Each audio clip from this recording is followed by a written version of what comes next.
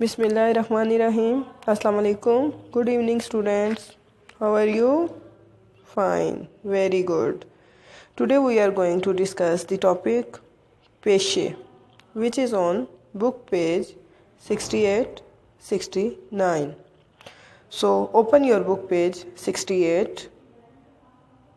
Yes. Have you opened? Good. अब बेटा हम लोगों को ज़िंदगी गुजारने के लिए हमेशा दूसरों की ज़रूरत पड़ती है। कभी भी ऐसा नहीं होता कि हमारी ज़रूरत खुद से पूरी हो जाए। आप अपने घर की मिसाल ले लें। क्या अगर आपकी अम्मी ना हो तो आपका घर का निज़ाम चल सकता है? नहीं। आपकी अम्मी की अलग रिस्पॉन्सिबिलिटीज़ हैं, आपके अब्बू की अलग हैं। इसी तरह से हमारी ज़िंदगी गुजारने के लिए हमें माशरे में बहुत से दूसरे लोगों के साथ ताल्लुकात कायम करने पड़ते हैं। मिसाल के तौर पर जब हम बीमार होते हैं तो हमें डॉक्टर के पास जाना पड़ता है। डॉक्टर हमारी उस वक्त की ज़रूरत है। हमें अच्छी बातें सीखने के लिए, एथिक्स सीखने के लिए, पढ़ना लिखना सीखने के लिए स्कूल जाना पड़ता है, यानी कि उस्ताद हमारी हेल्प करते हैं। अब जब हम कहीं आने जाने का ज़िक्र करते हैं तो क्या ये पॉसिबल है कि हम किसी की ज़रूरत हेल्प के बगैर जा सकें कहीं? नहीं। हमें कोई ना कोई ट्रांसपोर्ट का अरेंज करना पड़ता है, चाहे वो बस है, रिक्शा है, रेलगाड़ी है, बाइक है या कुछ भी है। तो यानी कि ड्राइवर भी एक अहम ज़रूरत है।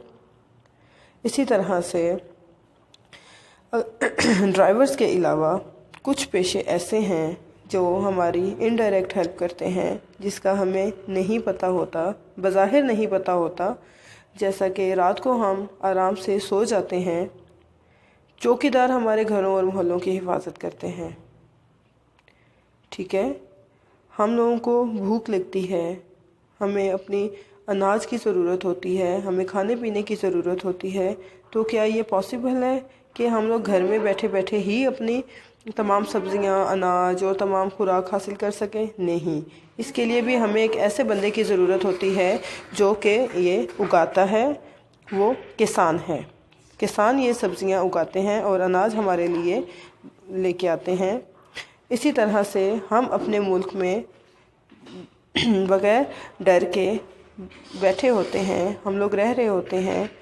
हम लोग किसके सहारे पर रह रहे होते हैं? हमें तसल्ली होती है कि हमारी फ़ौज हमारी हिफाजत के लिए मौजूद है। अगर कहीं से दुश्मन हम पर हमलावर होगा भी तो हम तक पहुंचने से पहले उसे फ़ौज से टकराना पड़ेगा। आई होप बेटा कि आपको ये मेरा समझ आ गया होगा लेक्चर। अब मैं कुछ वर्ड्स आपको अंडरलाइन करवा रही हूँ, उनको आप अंडरलाइन करें और उनको डिक्टेशन के लिए आपने वो वर्ड्स याद करने हैं।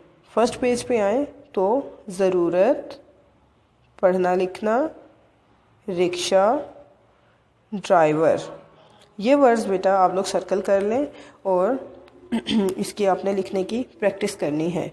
इसी तरह से अगले पेज पर अगर आप आएँ, इस पेज पर चौकीदार, हिफाजत, खेतों और मोहल्लों आपने नोट